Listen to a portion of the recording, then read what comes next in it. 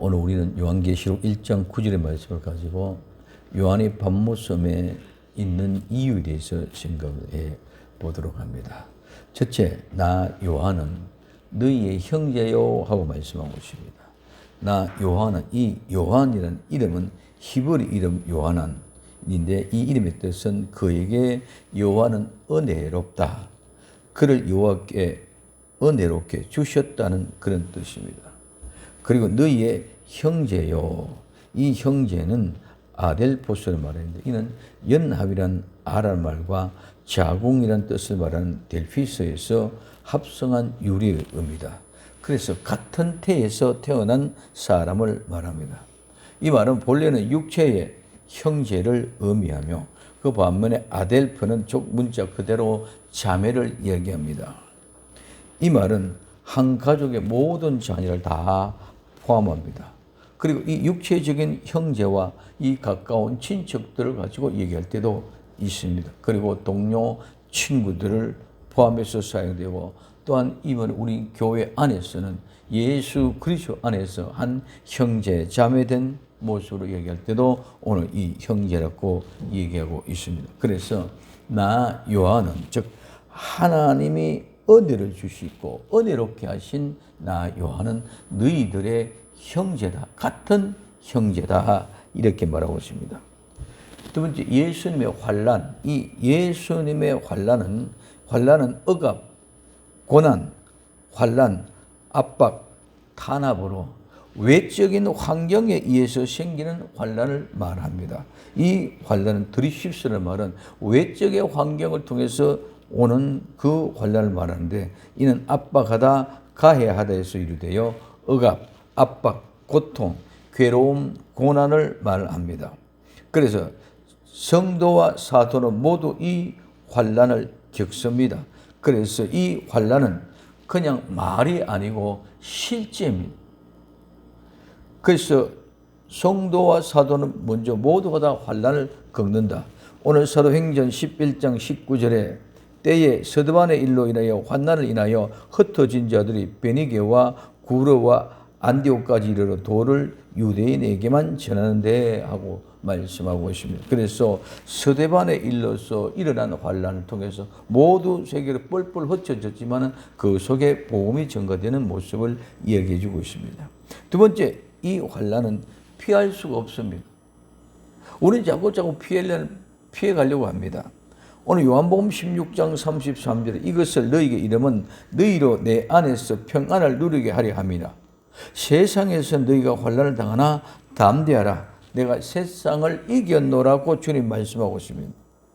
예수님은 예수님 안에 있는 이 평안을 우리가 같이 함께 누리기를 원해서 이 환난을 주셨다는 것입니다. 그러므로 우리는 어떤 환난, 어떤 환경 가운데 있더라도 예수님의 평강을 누리기 위해서는 이 환난을 이겨내고 극복해야 될 줄로 믿습니다. 그런데 우리 어떤 환난도 두려워할 필요 없고 무서워할 이유가 없습니다. 예수님이 모두 이 환난을 이겼기 때문입니다. 예수님이 이겼기 때문에 나는 저절로 이기게 되는 줄 믿으시기를 예수님의 이름으로 부탁을 드립니다. 그래서 데살로니가전서 3장 3절에서 4절까지 누구든지 이 여러 환난 중에 요동치 않게 하려 함이라. 모든 환난에 요동치 않게 하는 것이다. 우리로 이것을 당하게 하신 줄을 너희가 친히 알더라. 즉 우리가 이것을 당하게 세우신 줄. 우리는 하나님의 성도들입니다. 하나님의 성도들은 하나님이 이 환난을 당하게 하려고 세운 줄을 너희가 이미 다 알고 있다. 4절에 우리가 너희와 함께 있을 때에 장차 받을 환난을 너희에게 미리 말하였더니 과연 그렇게 된 것을 너희가 아느니라. 그래서 이 환난은 우리를 예수 믿는 성도들을 이 환난을 당하게 하기 위하여 세웠다 말하고 있습니다. 그리고 이와 같은 모든 것들을 장차에 당할 환난을 너희에게 미리 말을 했는데 그것이 실제로 진짜 그대로 이렇게 되어졌다 이렇게 말하고 있습니다. 그렇기 때문에 이 환난은 우리는 피해갈 길이 없는 줄 믿으시기를 바랍니다. 우리는 이 환난을 피해가려고 우리 자꾸 숨으려고 합니다. 죄악된 특성들은 모두가 자꾸 피해가려고 숨으려고 합니다. 오늘 나와 여러분들, 우리 오늘 환난은 두려워하지 말고 무서워하지 말고 예수님이 이겼으니 나도 이긴다는 믿음으로 당당하게 맞서 싸울 수 있는 나와 여러분들이 되어지기를 바랍니다. 왜? 우리에게 그것을 주시기 위해서 우리를 세웠기 때문이고, 장차 이 모든 일들을 너에게 미리 말했는데 그것이 실제로 우리에게 그렇게 되어졌다라고 말하고 있습니다. 사도행전 20장 23절에 오직 성령이 각 성에서 내게 증가하여 결박과 환난이 나를 기다린다. 사도 바울은 모든 환난 중에서 증거를 하는데 환난과 박해, 결박이 나를 기다리고 한다. 성 중에 어떤 성에 가든지 그런 것들이 나를 기다리게 한다고 고백하고 있습니다. 그래서 고린도후서 1장 4절 우리의 모든 환난 중에 우리를 위로하사 우리로 하여금 하나님께 받은 위로로서 모든 환난 중에 있는 자들을 능히 위로하게 하시는 이시로다. 하나님은 그 환난 중에서도 우리에게 위로하시는 분인 줄 믿으시기를 바랍니다. 그렇기 때문에 예수님 안에 있는 평강을 우리에게 주시기 위하여 그 환난 가운데 있게 하고 그 환난을 또한 예수님 이기심으로 이길 수 있도록 도와주실 뿐만 아니라 반드시 우리에게 이기기 위해서 그 이김으로 말미암아 위로를 해 주시는 예수님입니다. 그래서 세 번째, 이 환난은 예수 그리스도의 자신의 환난이고 계속됩니다. 그래서 예수님의 환난은 사도들을 통해서 계속 전송되어져 오고 있다. 오늘 골로새서 1장 24절에 내가 이제 너희를 위하여 받는 괴로움을 기뻐하고 그리스도의 남은 고난을 그의 몸된 교회를 위하여 내 육체에 채우노라고 말씀하고 있습니다. 너희를 위하여 받는 괴로움을 기뻐한다. 오늘 우리는 성도들에게 복음을 전하면서 성도들이 세상에 나가여 복음을 전하면서 복음을 전하는 그 복음을 통해서 우리가 핍박을 받고 괴로움을 당할 때 그 괴로움이 우리에게는 기쁨이 되어져야 될 줄로 믿습니다. 그래서 그리스도의 날 고난을 몸된 교회를 위하여 내 육체에 채워가는 예수 그리스도의 몸된 교회에 위하여 내가 고난과 그 환난을 내 몸에 채워간다. 고린도후서 4장 10절에 우리가 항상 예수 죽인 것을 몸에 짊어지면 예수님의 생명도 우리 몸에 나타나게 하려 함이라고 말씀하고 있습니다. 우리가 항상 예수님이 죽인 것을 몸에 짊어졌다. 내가 예수님을 십자가에 못 박아 죽였다는 사실, 그 어마어마한 짐을 내가 짊어지는 것은 예수님의 생명도 우리 몸에서 나타나게, 그래서 죽음과 생명 같이 함께 있다는 것을 우리에게 말하고 있습니다. 고린도후서 4장 11절에 우리 산자가 항상 예수를 위하여 죽음에 넘기움은 예수님의 생명이 또한 우리 죽을 육체에 나타나게 하려 함이라고 말하고 있습니다. 예수님의 죽인 것을 우리 몸에 짊어지는 것은 예수님의 생명이 우리에게 있게 하는 것이고, 우리가 항상 예수님을 위하여 내가 죽음의 경계에 넘어가게 하는 것은 바로 우리 육체 또한 예수님이 생명이 있게 하기 위함이라 하고 있다. 네 번째, 성도는 이 환난과 떨어질 수 없으며 예수 그리스도께서 끝낸 종말론적인 것입니다. 그래서 이 환난은 언제 끝이 나느냐? 종말에 끝이 나는다. 마태복음 24장 9절에 그때에 사람들이 너희를 환난에 넘겨주겠으며 너희를 죽이리니 너희가 내 이름을 위하여 모든 민족에게 미움을 받으리라. 요한계시록 1장 9절에 나 요한은 너희 형제요 예수님의 환난과 나라와 참음에 동참하는 자라. 하나님의 말씀과 예수님의 증거를 인하여 반모라는 섬에 있었더니 하고 말씀하고 있습니다. 환난에 넘겨주는 이 환난과 우리 성도는 떨어질 수가 없다. 언제 떨어지냐? 마지막 종말에 예수님의 재림하실 때. 언제 떨어지냐? 내가 죽는 날에 그 모든 환난이 다 끊어지는 줄 믿으시기를 바랍니다. 그래서 이게 우리에게서는 참 아이러니한 우리는 끝까지 그 환난 속에 있다. 그 환난이 있는데 그 환난은 언제 끝이 나냐? 죽음으로 끝이 난다. 이 세상의 종말을 통해서 끝이 난다는 것입니다. 그래서 현재의 환난은 이제 마지막에 대환난을 보아야 되고, 이 환난의 특징은 이미 마지막에 환난이 시작이 되어졌다는 것입니다. 즉 예수를 믿는 믿음의 순간부터는 우리는 환난과 함께 뛰어가고 있는 인생의 시작이 되어졌다는 것입니다. 그리고 두 번째는 메시아 자신이 순환의 환난을 계시하셨다. 예수님이 십자가에 못 박혀 돌아가는 그 사건이 우리에게 멀며 환난으로 보여주고 있다는 것입니다. 그리고 이 환난은 흩어져 있는 성도들이 다 당하는 것이 환난이다. 그래서 이 환난은 이미 시작이 되어졌고 이 환난은 예수 그리스도의 십자가에 고난을 당하는 것을 통해서 우리에게 보여주었고, 그러므로 오늘 우리 성도 어느 곳이 흩어져 있든지 모두에게 이 환난이 같이 함께 하게 되어져 있다는 것입니다. 다섯 번째, 성도는 이렇게 환난을 받아들이면서 공동체로 세워져 갑니다. 이런 환난 속에서 말씀을 다루면서 사람들에게는 같이 적절한 위로의 약속을 받습니다.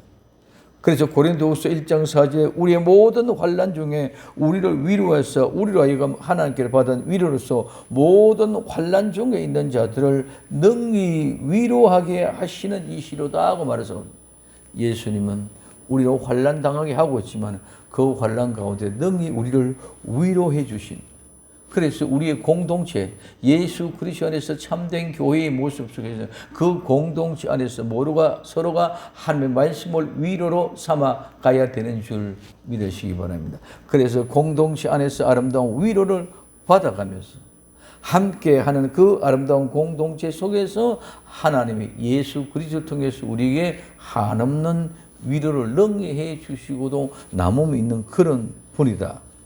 그래서 환난과 그리고 두 번째, 세 번째, 나라. 이 나라는 왕국입니다. 이 왕국은 통치하다 다스리다라는 말에서 유래되어 왕권, 왕의 통치, 왕국, 왕토, 즉 왕의 통치에 속하는 영토로서의 왕국을 말합니다. 이 말은 본래는 왕이 되는 것, 왕의 지위, 왕권을 말하는데 왕위, 왕정으로서 통치하고 다스리는 것을 얘기합니다. 아버지 하나님의 나라, 하나님 예수 그리스도가 통치하시고 다스리는 나라, 그것이 바로 하나님의 나라요 하늘의 왕국입니다. 그 하나님의 나라, 그 왕국의 통치권을 받아서 영적 지위인 왕권, 통치를 받아 우리는 그 왕권을, 통치권을 받아가지고 통치하는 것을 바라보고 원하는 그것이 믿음인 줄 믿으시기 바랍니다. 믿음, 이 세상에 어떤 것들을 받는 모든 실제가 무엇입니까? 우리는 하늘나라에서 하늘나라의 왕권을 받아가 통치하고 왕정으로 통치해가는 모습을 바라보면서 믿음을 지워요. 이게 바로 천국을 바라는 이상이요, 천국을 바라보는 믿음의 실제는 것입니다. 무엇입니까?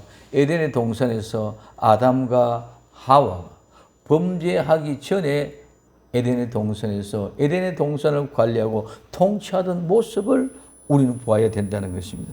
이게 우리는 이 모든 아버지 나라, 하나님의 나라를 위하여 모든 환난을 참고 기다리며 동참하기를 원하는 것이 바로 우리의 믿음의 본질입니다. 그래서 이것을 보지 못한 믿음은 모두 세상 것으로 바꾸어서 세상에 좋은 것이 복음이고 하나님이 주시는 축복으로 착각하고 잘못된 믿음의 길로 들어서고 가고 있다는 것입니다. 이 거룩한 왕국, 하나님의 나라를 볼 수 있는 복된 성도가 되기를 예수님의 이름으로 부탁을 드립니다. 네 번째, 참음입니다. 이 참음은 인내, 참음, 견딤, 견고히 숨입니다.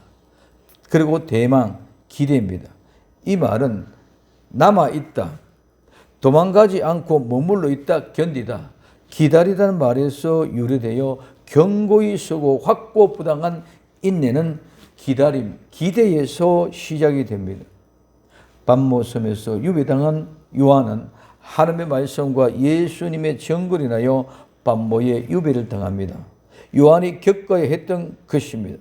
성도들은 믿음, 인내, 참음으로 말미암아 절대로 도망가지 않고 끝까지 머물러 있어야 됩니다. 이것이 확실한 믿음이고 확고한 믿음입니다. 이 확실하고 확고한 믿음은 내가 바라보는 기대, 소망, 이 소망이 없으면 절대로 기다릴 수가 없습니다. 우리는 기대하는 소망이 있기 때문에 분명하고 확실한 소망이 있기 때문에 절대로 물러서지 않고 도망가지 않고 비참하게 살아가는 것이 아니라 하늘 그 영광의 기대를 가지고 있기 때문에 기쁨으로 당당하게 그 믿음을 지키고 도망가지 않고 끝까지 견딜 수 있는 줄 믿으시기를 바랍니다. 그래서 성도의 믿음은 곧 인내입니다. 요한계시록 13장 10절에 사로잡은 자는 사로잡힐 것이요 칼로 죽이는 자는 자기도 마땅히 칼에 죽으리니 성도들의 인내와 믿음이 여기 있느냐. 죽음을 각오하고 기다리고 인내하는 것이 믿음입니다. 오늘 우리는 정말 우리에게 주어진 값어치가 천국에 대한 소망이 이 세상에 내 조그만 자존심 하나만큼 못합니까? 이 세상에 조그만 물질보다 못합니까? 아닙니다. 정말 아름다운 천국의 이상 실제로 보는 눈이 열려지기를 예수님의 이름으로 부탁을 드립니다. 그래야만 참고 견디고 이길 수 있다는 것입니다. 다섯 번째, 동참하는 자입니다. 이 동참한다는 말은 공동참여자, 동반자입니다. 이는 함께, 뭐뭐와 함께 말과 공유자, 함께하는 사람, 동참, 친구, 동무의 유래돼서 공동으로 같이 참여하는 공동참여자, 동반자를 말합니다. 이 동반자는 어떤 사람들이 동반자입니까? 하나님의 말씀. 이 하나님의 말씀은 로고스. 이 로고스는 말입니다. 이 말씀은 예수님입니다. 태초에 말씀이 계시니라. 그 말씀이 하나님과 함께 있었고 곧 하나님이시라고 말씀하고 있습니다. 그래서 요한복음 1장 1절에 말씀이 있었는데 그 말씀은 태초에 하나님과 함께 계셨고 그 말씀이 곧바로 하나님이라. 그래서 이 말씀은 곧바로 예수님입니다. 그럼 오늘 우리는 말씀을 예수님이라고 생각하고 있어야 되는데 그렇지는 못하고 다른 것을 바라보고 착각하고 있습니다. 하나님의 말씀이 예수님이라면 우리 예수님하고 친교하고 교제하고 같이 되어 나가기를 원합니다. 그러면은 하나님의 말씀이 예수님인데 예수님과 함께는 말씀과 함께랍니다. 그러면 성경 말씀과 함께 예수님과 친구하고 교제하며 그 안에서 예수님을 만나고 볼 수 있는 줄 믿으시기를 바랍니다. 근데 말씀을 안 보는데 어떻게 예수님과 친구가 되고 교제가 되겠습니까? 오늘 우리는 말씀과 함께 그 말씀이 곧바로 예수님이고 그 말씀이 곧바로 하나님입니다. 그 말씀을 바로 알고 그 말씀과 더불어 가까이 할 수 있는 복된 성도가 될 수 있기를 예수님 이름으로 부탁을 드립니다. 그리고 말씀과 그 다음에 예수님을 증언함으로 이 증언한다 말은 증거란 말입니다. 요한계시록은 예수님의 증언에 대한 말씀입니다. 이 예수님의 증거란 말은 바로 하나님의 말씀과 동일한 것입니다. 예수님의 증거는 요한계시록입니다. 요한계시록 1장 2절에 요한은 하나님의 말씀과 예수 그리스도의 증거 곧 자기의 본 것을 다 증거하였습니다. 그래서 하나님의 말씀, 하나님, 예수님 같은 동일된 개념입니다. 그래서 그것이 곧바로 성경입니다. 오늘 요한계시록 12장 17절에 용이 여자에게 분노에 돌아서 그 여자의 남은 자손 곧 하나님의 계명을 지키며 예수님의 증거를 가진 자를 더불어 싸우려고 바다 모래 위에 섰더라고 말씀하십니다. 예수님의 증거는 곧 바로 예수님입니다. 요한계시록 19장 10절에 내가 그 발 앞에 엎드려 경배하려 하니 그가 나더러 말하기를 나는 너와 및 예수님의 증거를 받은 내 형제들과 같이 된 종이니 삼가 그래하지 말고 오직 하나님께 경배하라. 예수님의 증거는 대언의 영이라. 그래서 예수님의 증거는 예수님의 정의는 바로 대언의 영이다. 하나님의 말씀을 선포하는 영인 줄 믿으시기를 바랍니다. 그래서 예수님을 증거하는 것은 하나님의 말씀을 증거하는 대언의 영이다. 예수님의 증거는 예언자들로서 그들의 증거입니다. 증거의 말은 순교적인 의미를 가지고 있습니다. 요한계시록의 증거를 가지다라는 표현이 이를 말합니다. 이 말은 항상 자신들의 증언이라여 고난받는 자들에게 적용되기 때문입니다. 요한계시록 12장 10절에 또 여러 형제가 어린 양의 피와 자기의 정간의 말을 인하여 저를 이겼으니 그들은 죽기까지 자기 생명을 아끼지 아니하였다고 말했습니다. 증언은 단지 피의 증언뿐만 아니라 복음 전파자로서 신앙의 고백을 의미하는 것입니다. 이것이 죽음의 절정에 달리는 특별한 복음의 전도자인 신앙 고백입니다. 하나님의 말씀이나 자신의 신앙을 증거하는 일은 다른 세상의 모든 것을 거부하는 길이요, 고난의 길이요, 죽음의 길이기도 한 것입니다. 그렇기 때문에 순교와 같이 받아들입니다. 그래서 하나님의 말씀과 예수님의 증언으로 인하여, 증언으로 말미암아 어디에? 반모. 이 반모는 요한이 유배된 곳입니다. 이 섬은 성경에 유일하게 오늘 요한계시록 1장 9절만 기록되어 있습니다.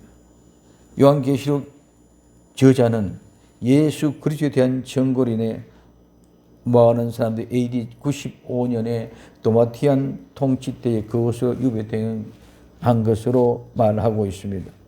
반모는 요한계시록에 기록된 그의 환상의 무대입니다. 비록 이 섬을 지나가면 드문드문 자리 잡고 있는 유배지였던 반짝이는 하얀 바위들이 있는 작은 섬, 광대한 에게해에서만 볼 수 있고 그 신비적인 아름다운 환상에 대한 새로운 모습을 볼 수 있습니다. 내가 또 새 하늘과 새 땅을 보니 그 반모섬이라는 곳에서 홀로 갇혀서 유배되어서 아무도 없는 그 적막하고 무섭고 더럽고 공포의 현장과 같은 그런 곳에서 새 하늘과 새 땅을 봅니다. 하나님의 보좌를 보는데 그 모양이 녹보석 같더라. 하늘의 보좌를 베풀었더라. 번개와 음성과 내성이 있더라. 수정과 같은 유리 바다가 있더라. 이 바다는 요한에게 있어서는 정말 두려움. 그 바다가 가로막혀서 요한은 하나님의 일을 못할 것 같습니다. 요한은 바다가 지긋지긋했을지도 모릅니다. 생각을 해보십시오. 바다에 섬 하나 있는데 그 외딴 섬 하나에 나 홀로 거기서 파도와 싸우고 밤과 싸우고 무서움과 두려움과 공포와 싸우고 있는 그 현장이 어떤 곳이겠습니까? 그러기 바다가 지긋지긋했을지도 모릅니다. 그러나 그 지긋지긋한 곳에서 새 하늘과 새 땅을 바라보고 정말 하나님의 보좌에 둘러있는 그 영광스러운 모습을 보고 수중과 같은 유리바다가 보이는 이 아름다운 모습, 우리에게는 어떻게 받아들여지느냐에 따라서 모든 상황이 달라집니다. 그래서 반모라는 섬에 있었더니 하고 말하고 있습니다. 오늘 요한계시록 1장 9절 나 요한은 너희의 형제요 예수님의 환난과 나라와 참음에 동참하는 자라 하나님의 말씀과 예수님을 증언하였으므로 말미암아 반모라는 섬에 있었더니 우리 형제 요한은 왜 반모 섬에 있었나요? 이유가 무엇입니까? 예수님의 환난과 나라와 참음에 동참함으로 하나님의 말씀과 예수님의 증언하였으므로 말미암아 반모라는 섬에서 유배되어졌습니다. 반모 섬에 유배당한 요한은 그 바다가 그의 모든 것을 가로막을 것 같은 두려움과 무서움, 공포로 사로잡혔을 것입니다. 그러나 바다가 너무 싫었을지도 모릅니다. 그러므로 새하늘과 새 땅에서는 바다가 없는지도 모릅니다. 요한계시록 21장 1절에 또 내가 새 하늘과 새 땅을 보니 처음 하늘과 처음 땅이 없어졌고 바다도 다시 있지 않더라고 말하고 있습니다. 반모섬에 유배당한 요한, 그 바다가 그를 엄습해 오는 공포 가운데도 하나님의 깊은 교제로 예수 그리스도 안에서 그 공포의 바닷섬에서 앞으로 되어질 일을 보게 된 것을 알 수 있습니다. 우리에게 찾아오는 공포와 두려움이 무엇입니까? 요한이 바다와 같은 것이 무엇입니까? 우리 주 예수 그리스도 안에서 참된 안식과 평강 가운데 앞으로 되어질 거룩한 하나님의 세계를 바라보는 은혜의 세계가 펼쳐지기를 예수님의 이름으로 부탁을 드립니다. 기도합니다. 사랑하는 주님 감사합니다. 요한이 밤모섬에 있었던 이유는 예수님의 환난과 나라와 참음과 동참함으로 하나님 말씀과 예수님의 증언으로 말미암아 유배되었습니다. 그 유배 현장이 너무나 두려움과 공포로 하나님 일을 가로막는 곳 같은 무지한 곳이 되어졌을지라도 그는 예수 그리스도 안에서 아름다운 믿음의 참된 안식과 평강 안에 거함으로 정말 하늘의 이상을 보고 앞으로 되어질 일들을 발견하는 놀라운 은혜가 임하였습니다. 주님, 우리에게는 무엇이 두려움이고 공포고 무서움입니까? 그 요한에게서의 바다와 같은 두려움과 공포보다 더한 환경이 어디 있습니까? 주님 품 안에서 정말 하나님의 세계를 보는 눈이 열려지게 하옵소서. 다시 오실 예수님의 이름으로 기도되옵나이다. 아멘.